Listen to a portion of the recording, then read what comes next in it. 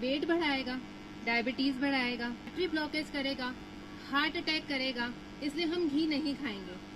हमने कभी सोचा है कि हम जब यज्ञ करते हैं तो हम घी की आहुति देते हैं। हमने घी को पंचामृत में रखा है, वो इतना वैल्यूएबल है कि हम उसे जब देवों को देते हैं तो वो हमें कैसे इल इफेक्ट देगा, वो हमें कैसे हार्म कर सकता है, वो हमारे लिए कैसे हानिकारक हो सकता है। मैं वैभवी वर्मा आज कुछ आयुर्वेद के कुछ तत्वों से आपको अवगत कराना चाहती हूँ। सबसे पहले जो हम कभी किसी से बात करते हैं आज में, तो आयुर्वेद क्या है।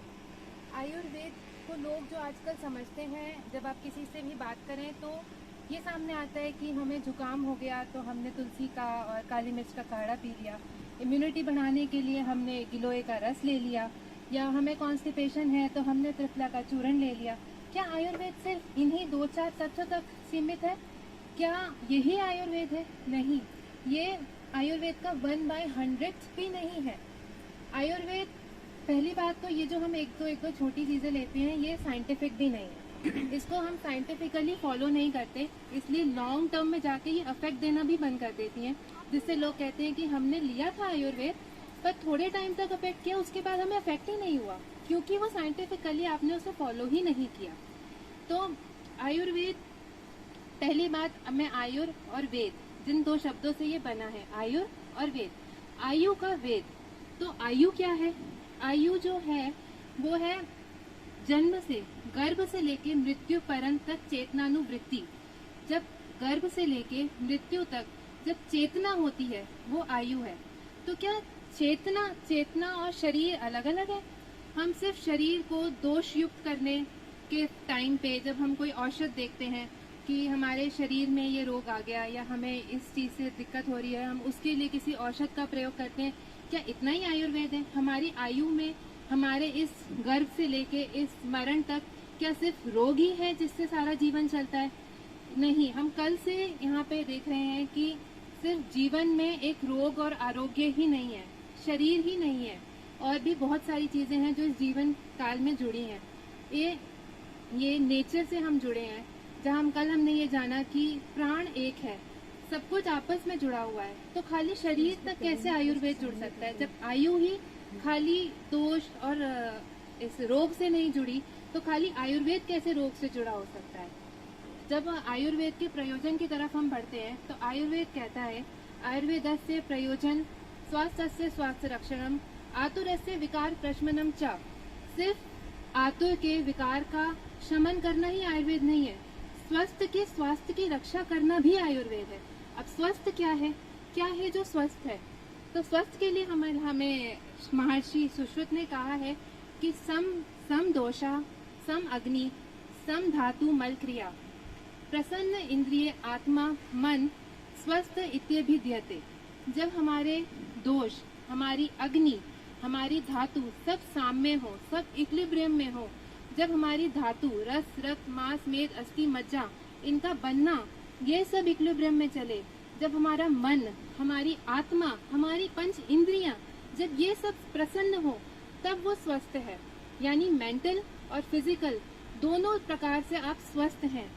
अगर हम आज में किसी से इंटरेक्ट करते हैं तो लोग कहते हैं कि सिटी लाइफ से जब हम हट के हिली एरिया में जाते हैं तो वहाँ हमें बहुत कामनेस मिलती है, वहाँ हम बहुत हेल्दी फील करते हैं, या हम सी शोर में जाते हैं तो वहाँ हम बहुत काम फील करते हैं, उन लहरों को जो महसूस करते हैं तो सारे थॉट्स जैसे थॉटलेसनेस आ जाती है। पहाड़ों में जाते हैं तो थॉटलेसनेस आ जाती है। वो जो थॉटलेसनेस वाला प्रोसेस है वो स्वस्थ है। तो इस स्वस्थ को हमें अपने अंदर इस तरीके से कैरी करना है कि इसके लिए हमें हिली एरिया में ना जाना पड़े, इसके लिए हमें समुद्र किनारे ना जाना पड़े। हम जहाँ हैं वहीं हम अपनी उस मेंटल हेल्थ को बना के रख सकें। हमारी फिजिकल हेल्थ के साथ साथ वो थॉटलेसनेस हमें कैसे अचीव करनी है, हम उसे मेंटेन कर सकें, ये स्वास्थ्य है। इसके बाद आयुर्वेद सिर्फ चिकित्सा पे फोकस्ड है। इसके लिए मैं सिर्फ जो हमारी चरक संहिता है जिसके बारे में मैं सिर्फ इतना बताना चाहूंगी, इसमें 8 स्थान है: सूत्र स्थान, निदान स्थान, विमान स्थान, शारीर स्थान, इंद्रिय स्थान, चिकित्सा स्थान, कल्प स्थान और सिद्धि स्थान। चिकित्सा स्थान एक स्थान है, इसका मतलब इसमें सिर्फ चिकित्सा के बारे में नहीं दिया गया है, और भी बहुत सारी चीज़ें हैं, स्वरूप हैं जो इसमें दिए गए हैं। और आयुर्वेद में सिर्फ एक रोगी से आरोग्य तक की जर्नी नहीं होती, इसमें शरीर, आत्मा, क्षेत्र, क्षेत्रज्ञ, चेतना, चित्त, मन, इन सब के बारे में आपको ज्ञान मिलता है।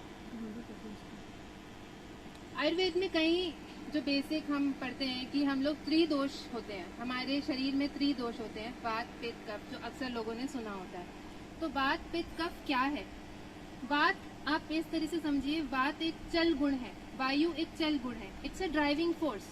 तो हमारे अंदर 5 प्रकार से वात होता है, 5 प्रकार का वात होता है। अपान वायु, उदान वायु, समान वायु, प्राण वायु, व्यान वायु। ये पांचों प्रकार की वायु का अपना अपना क्षेत्र है। जैसे अपान वायु अधोकाय में होती है, उदान वायु हमारे उरहा प्रदेश में होती है, प्राण वायु मूर्धा में होती है, व्यान वायु पूरे शरीर में प्रवाह करती है। इस तरह हर वायु का अपना एक एक क्षेत्र है, जिसे हम क्लिनिकली यूज करते हैं जब हम किसी रोग को ठीक करने में देखते हैं कि कहाँ पे रोग है, कौन सी वायु, कौन से क्षेत्र की वायु अफेक्टेड है, उस पर फिर हम काम करते हैं। जो भी हमारे नेचुरल अर्जेस हैं, मल मूत्र का बाहर आना, ये अपान वायु का कार्य है, ये एक प्रवाह है जो होना है और ये अपान वायु द्वारा कार्य किया जाता है। इससे इसी तरह जो पित्त है, पित्त यानी अग्नि, कोई भी मेटाबॉलिक एक्टिविटी जो हमारे शरीर में हो रही है उसके पीछे पित्त अपना प्रभाव देता है। हार्मोन्स अगर कभी कम हो जाते हैं यानी अग्नि कम हो जाती है तो पित्त हमारा कम है, इसलिए वो काम कम हो रहा है। जब हार्मोन्स ज्यादा बढ़ जाते हैं तो उसमें पित्त का इंक्रीज हो जाता है, अग्नि का इंक्रीज हो जाता है। तो कोई भी मेटाबॉलिक एक्टिविटी को हम पित्त से कोरिलेट कर सकते हैं। मैं बहुत ही सिंप्लीफाइड वे में बताना चाह रही हूँ। जो कफ है, कफ को हम एक सॉलिडिफिकेशन में लेते हैं, किसी ग्रोथ में लेते हैं, किसी कंस्ट्रक्शन जो बॉडी में है उसको लेते हैं। कोई पिच्छलता, कोई सांद्र, कोई स्नेह जिसमें ग्रीसीनेस होगी वो कफ हो जाएगा।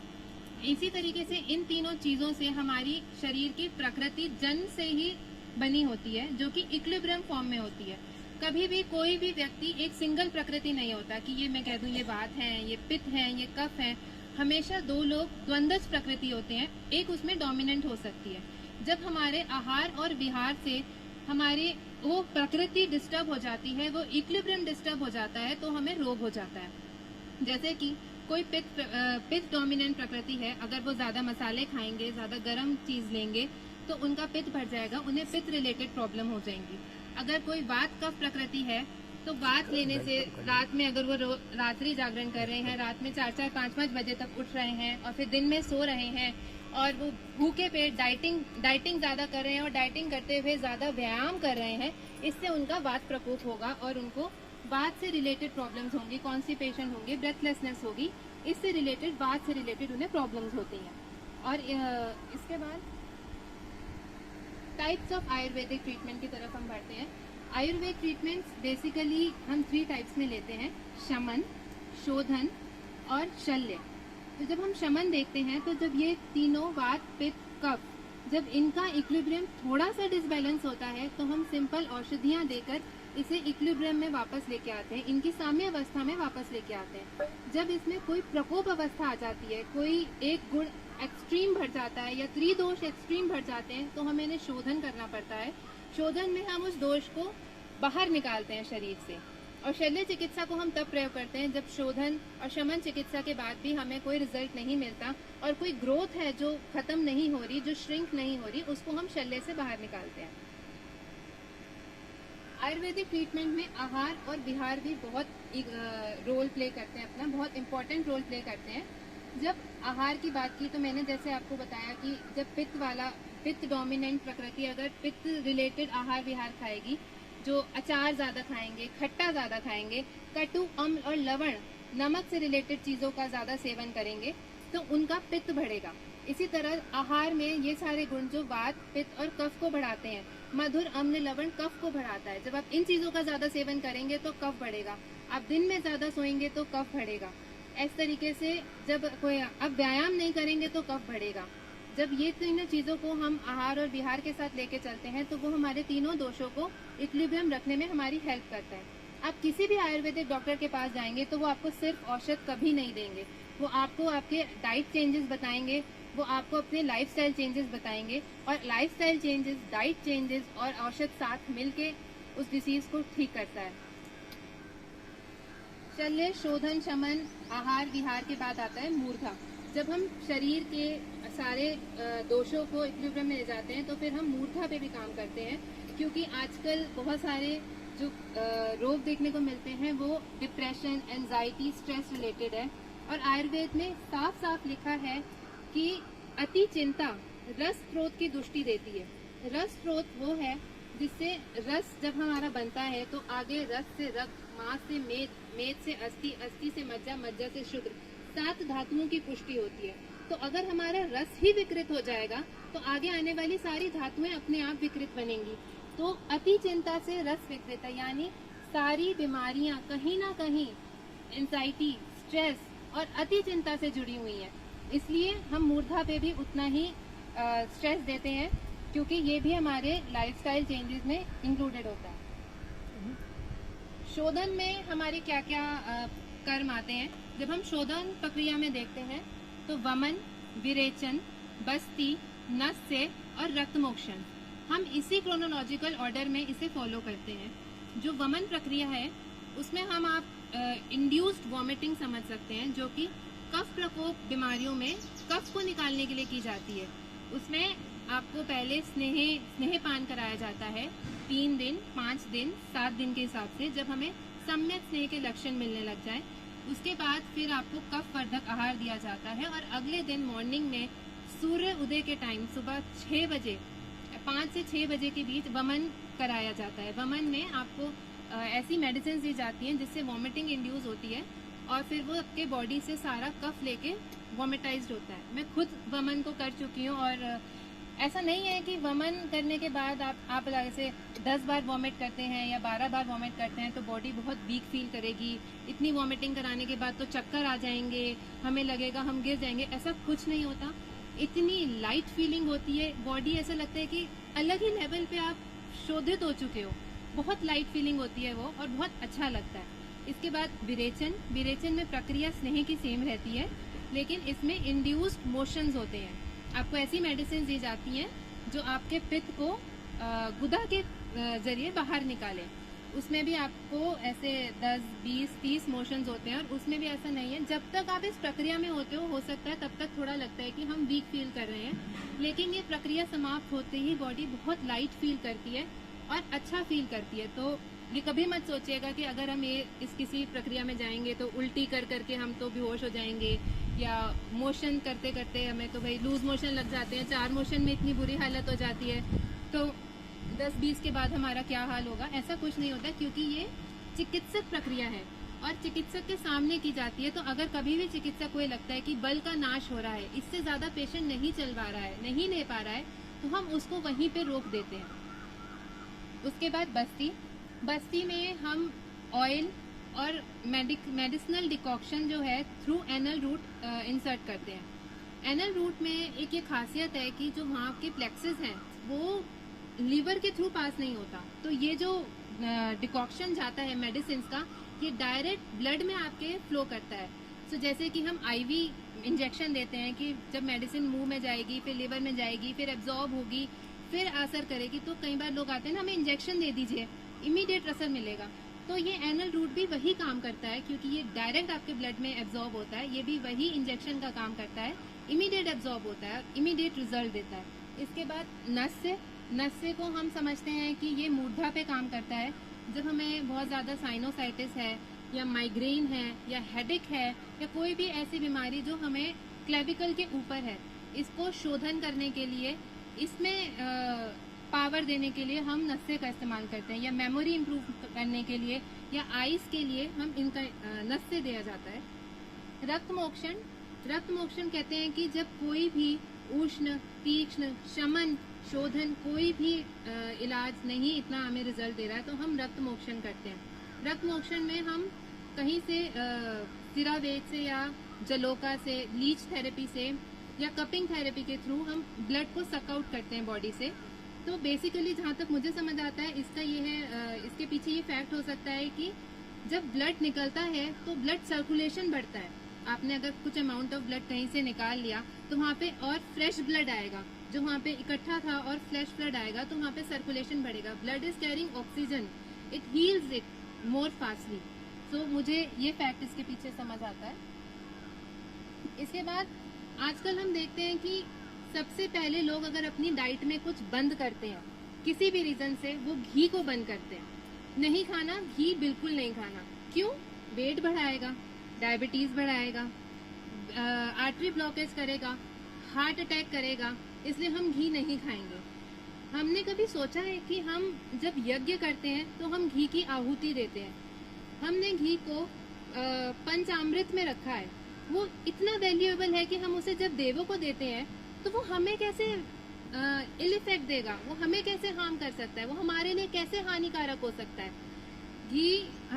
घी को ऐसा पहले माना जाता था क्योंकि वो सैचुरेटेड फैट्स है तो वो हमें आर्टरी ब्लॉकेज करता है, ये पहले रिपोर्ट्स ऐसा बोलती थी। लेकिन अब आयुर्वेद क्योंकि घी को बहुत गोल्ड मानता है, स्वर्ण की तरह मानता है, पूजनीय है, यहाँ तक कि कहते हैं घी खाने से, घी स्नान करने के बाद लेना चाहिए, शुद्ध हाथों से लेना चाहिए। तो जब हम इसे इतना प्योर मानते हैं तो कोई बात होगी। इस पे अब रिसर्चेज हुई हैं और उन रिसर्चेज से आज ये सामने आया है कि यूएस जो है it's behind that clarified butter. Ghee is now clarified butter in US और उन्होंने सब कुछ अपने सारे स्टॉप कर दिया और वो घी इनटेक अपना शुरू कर दिया। घी शॉर्ट चेन फैटी एसिड से बना है। शॉर्ट चेन फैटी एसिड जो है हमारे जो गट बैक्टीरिया होते हैं, जो हमारे कोलॉन में बैक्टीरिया होते हैं, वो ब्यूटेरिक एसिड बनाते हैं। वो शॉर्ट चेन फैटी एसिड बनाते हैं कोलॉन की हेल्थ को मेंटेन रखने के लिए। यानी जो घी में शॉर्ट चेन फैटी एसिड है वो हमारी बॉडी बना रही है। यानी जो हमारी बॉडी बना रही है, अगर हम उसे ऊपर से दे रहे हैं तो वो हमें खराब थोड़ी है, वो हानिकारक थोड़ी है। वो हमारे डाइजेशन को अच्छा करने के लिए, वो हमारी कोलॉन हेल्थ के लिए, हमारे इंटेस्टाइनल हेल्थ के लिए अच्छा है। इसमें कॉन्जुगेटेड लियोनोलिक एसिड होता है, CLA, जो कि एंटी डायबिटिक काम करता है, जो कि हमारी आर्टरीज की फ्लेक्सिबिलिटी पे काम करता है, जो कार्डियक डिसीज से बचने के लिए हेल्पफुल होता है, जो एंटी म्यूटेटिक काम करता है। यानी जब कई बार हम लोग देखते हैं कि हमारे जीन्स में अचानक से म्यूटेशन हो गई, ऐसा ना हमारे जीन्स में कभी कोई बीमारी थी, हमारी फैमिली में किसी को नहीं थी, सडनली इस पर्सन में ये बीमारी आ गई क्योंकि जीन्स में म्यूटेशन हो गई। घी उस म्यूटेशन में भी काम करता है, वो म्यूटेशन वो नहीं होने देता। ये एक इम्यूनोमॉड्यूलेटरी की तरह काम करता है, ये आपको इम्यूनिटी भी देता है, ये एंटी ओबेसिटी भी काम करता है। ऑल्सो जब हम घी को किसी भी खाने के पदार्थ में ऊपर से ऐड करते हैं, जैसे दाल में ऊपर से डाल देना, सिंपल घी ऊपर से डाल देना, तड़का नहीं, सिंपल डाल देना, रोटी में चपोड़ देना, चावल पे ऊपर से डाल देना, तो वो ग्लाइसेमिक इंडेक्स को कम करता है। हमें हमेशा कहा जाता है कि कम ग्लाइसेमिक इंडेक्स हमें लेना चाहिए। ग्लाइसेमिक इंडेक्स क्या है? जब कोई भी पदार्थ हम लेते हैं तो वो 2 घंटे बाद हमारे ब्लड में कितनी शुगर रिलीज करता है, वो ग्लाइसेमिक इंडेक्स है। और हमें कम ग्लाइसेमिक इंडेक्स लेना चाहिए, स्पेशली डायबिटिक लोगों को कम से कम ग्लाइसेमिक इंडेक्स वाली चीज़ें लेनी चाहिए। तो घी को जब हम किसी चीज़ पे ऐड करते हैं तो वो उसका ग्लाइसेमिक इंडेक्स लोअर डाउन कर देता है। अब कई बार लोग समझते हैं फल सबसे हेल्दी चीज़ है, जितने खा सकते हो खाओ, हर टाइम खाओ, दिन में 4 बार खाओ, फल ही फल खाओ। पर फल खाने का भी एक तरीका होता है। जब एक साथ सारे फल नहीं खाने चाहिए, एक बार में एक ही फल खाना चाहिए, क्योंकि हर फल की अपनी एक क्वालिटी है, अपना एक गुण है। जब हम सब गुणों को मिला देते हैं तो जैसे हम कहते हैं खिचड़ी बन जाती है, तो खिचड़ी बन जाती है और हमें हर वो एक जो क्वालिटी है वो नहीं मिलती। इससे हमारी अग्नि प्रभावित होती है, उस पर अग्नि पे जोर पड़ता है और हमारे डाइजेशन पे जोर पड़ता है, तो उसका गुड रिजल्ट होने के बजाय रिवर्स इफेक्ट पड़ जाता है। तो एक बार में एक ही फ्रूट खाएं, खा रहे हैं तो सेब खाएं, आम खाएं, एक बार में एक खाएं। जो फ्रूट सैलेड का जो चलन है वो इतना हेल्दी नहीं है, उसको हमें इतना फॉलो नहीं करना चाहिए। वो long term regular breakfast fruit salad हमें लॉन्ग टर्म इफेक्ट खराब देता है। प्लस जो फ्रूट शेक्स हैं, मैंगो शेक, चीकू शेक, गर्मियों में हर घर में होता है, ये भी एक विरुद्ध आहार है, क्योंकि फ्रूट्स अपने रॉ स्टेज में अम्ल स्थिति में होते हैं, उसमें अम्लता होती है जब फ्रूट रॉ होता है, और फिर आगे जब वो पकता है तो उसमें अम्ल तत्व होता है। जब अम्ल तत्व दूध के साथ मिलाया जाता है तो वो एसिडिटी प्रोड्यूस करता है, और जब हम इस चीज़ का कंटिन्यूस यूज़ करते हैं तो आगे स्किन डिसीज का ये बेसिक रीज़न बनता है। इसलिए हमें इसको भी अवॉइड करना चाहिए। फ्रूट शेक्स को अवॉइड करने चाहिए। खजूर या ड्राई फ्रूट के साथ आप शेक बना लीजिए, बादाम के साथ दूध का बना लीजिए, क्योंकि बच्चों को शेक्स बहुत पसंद होता है। अक्सर लोग ये कहते हैं कि बच्चे तो शेक्स ही पीते हैं, तो बच्चों की हेल्थ के लिए, हमारी हेल्थ के लिए ही ये है कि हम ये अम्ल के साथ दूध को ना मिलाएं। डाइजेशन, आयुर्वेद में डाइजेशन है कि अग्नि, हमारी अग्नि पे डिपेंड करता है। तो कहते हैं माँओं का अक्सर ये होता है कि बच्चा खाना खा रहा है कि नहीं खा रहा है, हम फीड करते जाते हैं। हम हर 2-2 घंटे में फीड करते हैं, बिकॉज हमें लगता है कि हाँ हम फीड कर रहे हैं, उसको ताकत दे रहे हैं, उसको फूड दे रहे हैं। लेकिन जब अग्नि थोड़ी कम हो और उस पर आप बहुत सारा कुछ डाल दो तो वो बुझ जाती है। हम थोड़ा थोड़ा डालते हैं तभी अग्नि प्रज्वलित रहती है। यज्ञ में भी यही होता है, अगर आप सारी लकड़ियां एक साथ डाल देंगे तो अग्नि बुझ जाएगी। यही शरीर में है। तो जब शरीर मांगे, जब भूख लगे, जब जो पहला खाया हुआ हजम हो जाए, तभी हमें दूसरा खाना चाहिए, तो हमारा डाइजेशन बना रहता है। अगर हम बिना भूखे 9 बज गए ब्रेकफास्ट कर लेते हैं, 1 बज गए लंच कर लेते हैं, 8 बज गए डिनर कर लेते हैं, जब हम टाइम के हिसाब से चलते हैं तो ये हमारी अग्नि को शांत कर देता है और इससे हमें बहुत सारी बीमारियां होती हैं। जब अग्नि शांत होती है, जब अग्नि बुझ जाती है यज्ञ की, तो धुआं धुआं हो जाता है। इसी तरह जब शरीर की अग्नि बुझ जाती है तो वात बढ़ जाती है और वात से नाना प्रकार की रोग हो जाते हैं। तो मैं यहीं पे, और इससे मैं एक साथ और बोलना चाहूँगी कि वेग धारण बहुत इम्पोर्टेंट चीज़ है जो हमें नहीं करनी चाहिए। अक्सर हमारा लाइफस्टाइल ऐसा है, ट्रैवलिंग टाइम है या ऑफिस टाइम है, हमारा लाइफस्टाइल ऐसा है कि हम मल मूत्र के वेग धारण अक्सर एक प्रैक्टिस में है कि हम कर लेते हैं। जब हमें मोशन आया, हम कहीं बाहर हैं या ऑफिस में, या लोग कहते हैं कि हमें घर जाके ही टॉयलेट में जाके ठीक से होता है, हमें बाहर नहीं अच्छे से होता। वो जो प्रैक्टिस है, वायु का एक प्रवाह है शरीर से बाहर आने का, उस मल और मूत्र को बाहर निकालने का। जब हम उस प्रवाह को रोक देते हैं, जब हम वहाँ पे ऑब्स्ट्रक्शन कर देते हैं, हम उस नेचर कॉल को इग्नोर कर देते हैं, तो वो वायु रिवर्स हो जाती है।